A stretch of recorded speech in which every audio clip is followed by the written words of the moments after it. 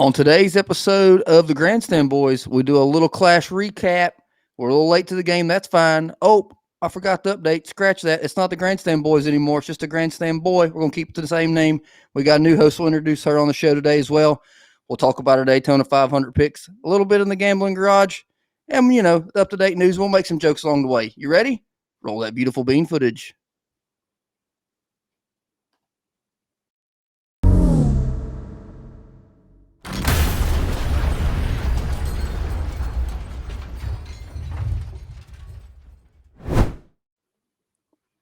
Welcome, everybody, to the Grandstand Boys. My name's Brad, one of the founders of the Grandstand Boys. And today we have our new host. We're being all-inclusive. We came up with her nickname right before we started. Her name's Lake and Hair, but we call her Lake&Bake. Welcome to the show, Lake&Bake. Happy to be here. You got to tell you guys, you got to go off with it. Tell us a little more about yourself. Where's your NASCAR fan? Because I know it's not much. I'm born and raised in Louisiana. Go Tigers. I was introduced to NASCAR by Brad, and my first NASCAR race was the All-Star race of 2020, and Chase Elliott won, so I became a Chase Elliott fan. Woo, bandwagon. Okay, that's all we got on that. I guess we'll get right into. We're a little late to the game, so we're not going to spend too much time on it, though. A little bit of the Clash recap.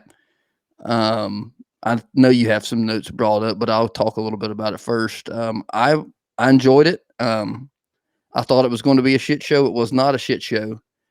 I don't know. I think 24 cars on the track were maybe a little too many. 150 laps might have been a little too many.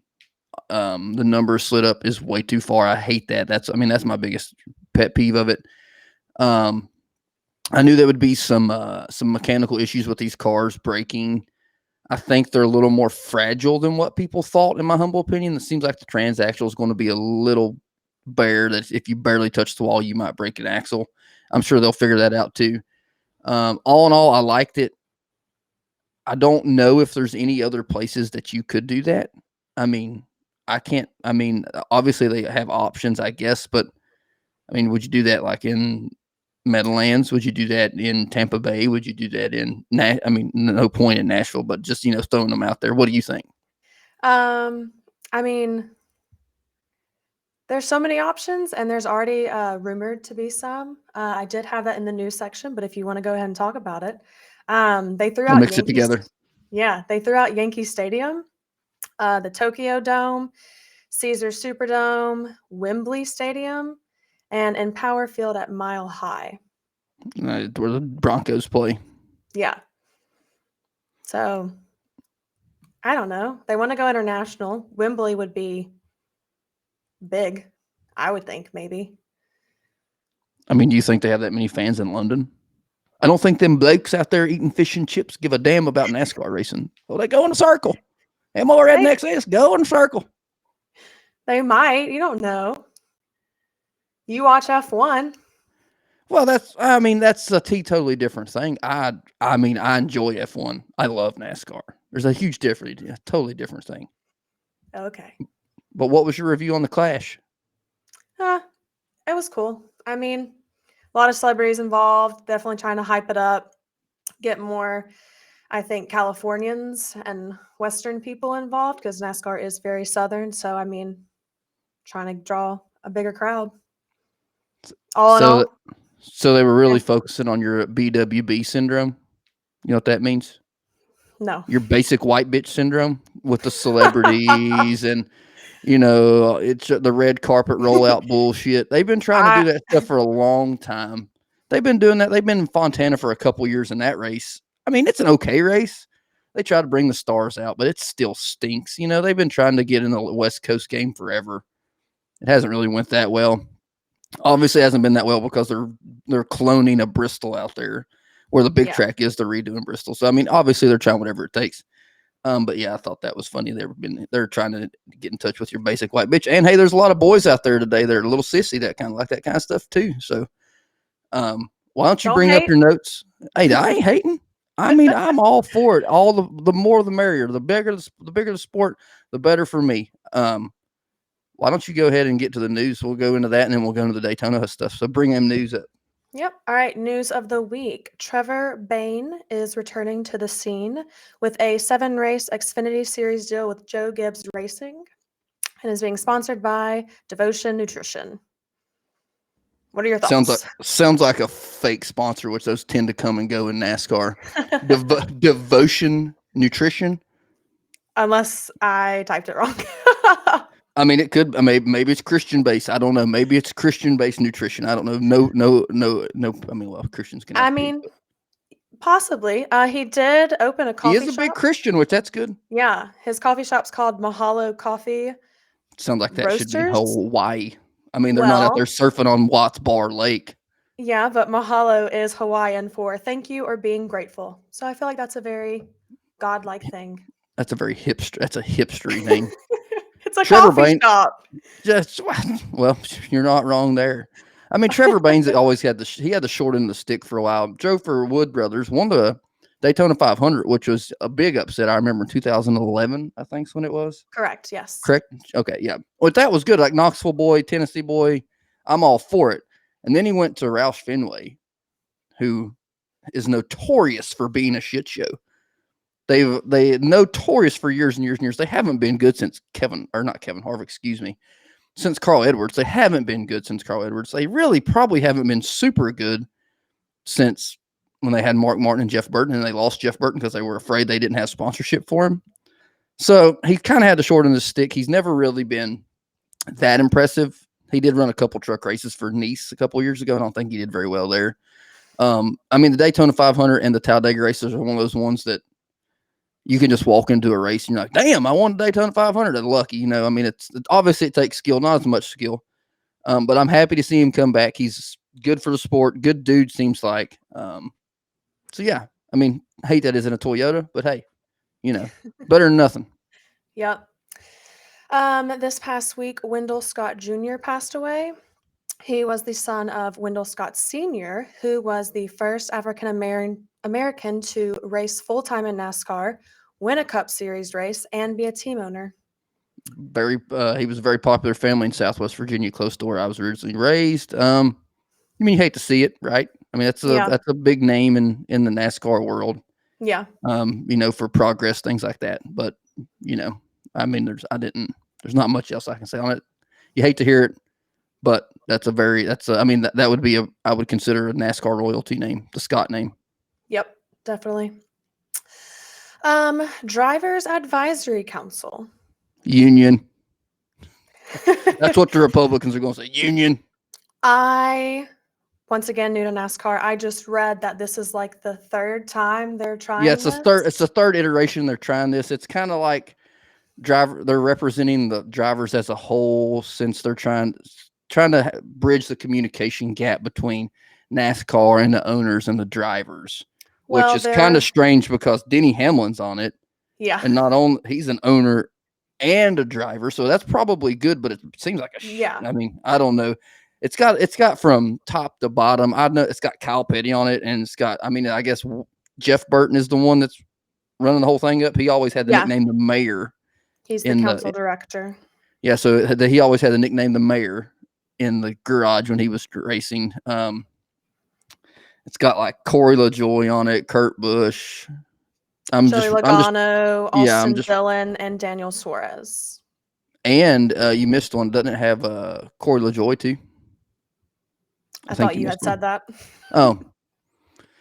So Kurt Busch, Austin Dillon, Denny Hamlin, Corey LaJoie, Joey Logano, Kyle Petty, Daniel Suarez, and then Jeff Burton.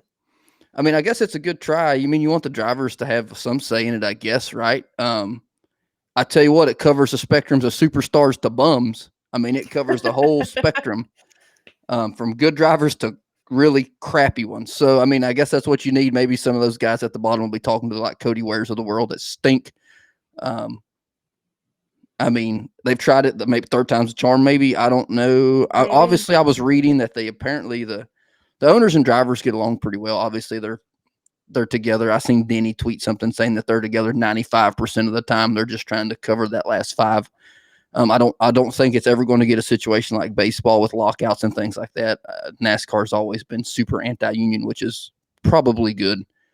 But hey, it's a good. I mean, it's all for it if they want to try it, and it helps bridge that gap between owner and NASCAR. I think it's more the NASCAR side than ownership side.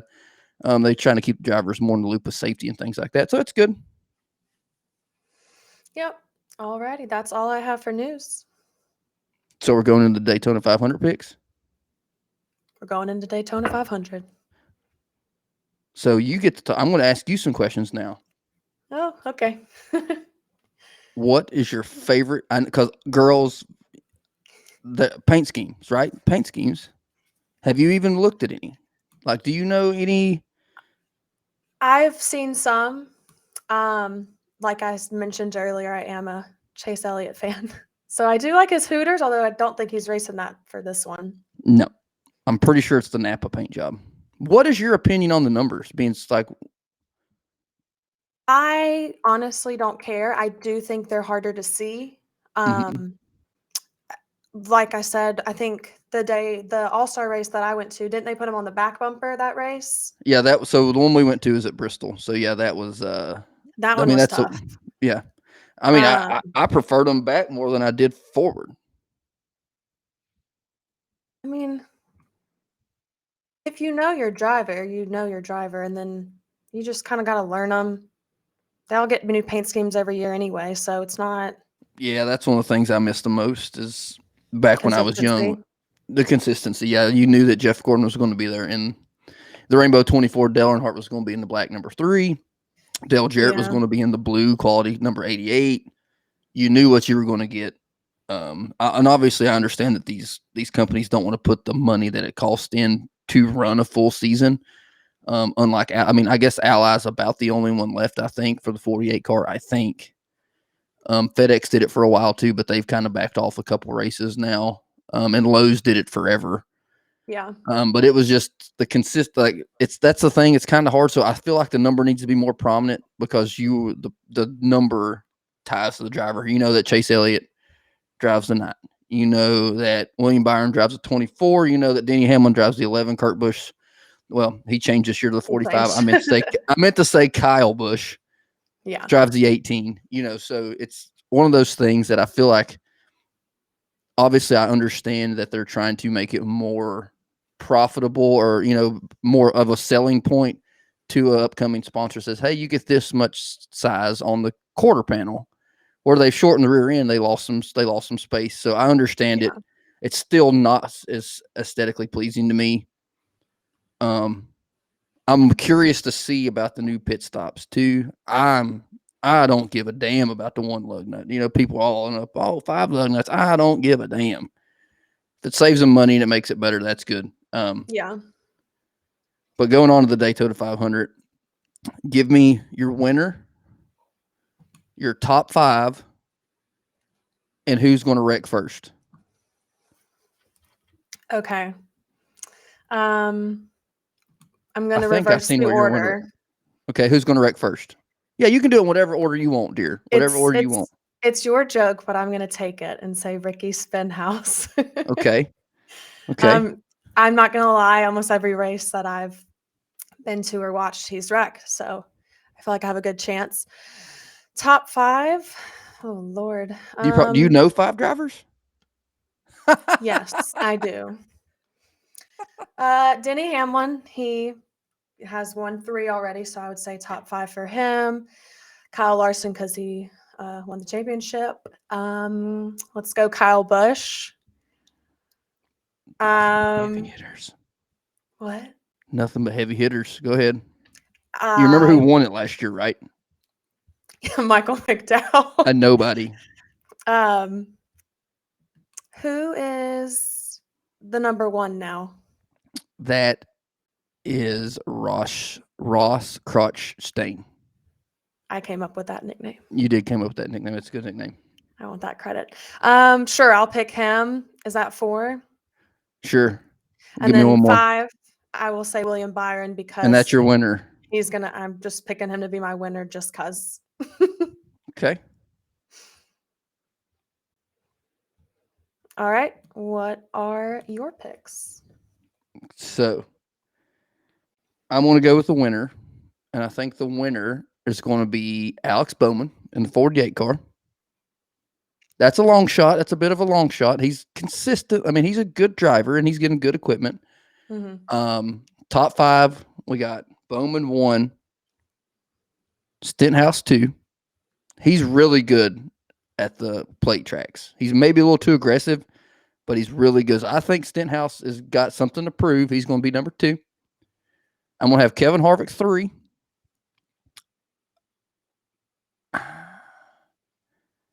Ryan Blaney 4. I'm going nothing but heavy hitters too, mainly. And then the 5th one is going to be like a bit of a dark. I think Bubba Wallace will finish 5th. I think Bubba Wallace finish 5th. First person to wreck out, it's going to be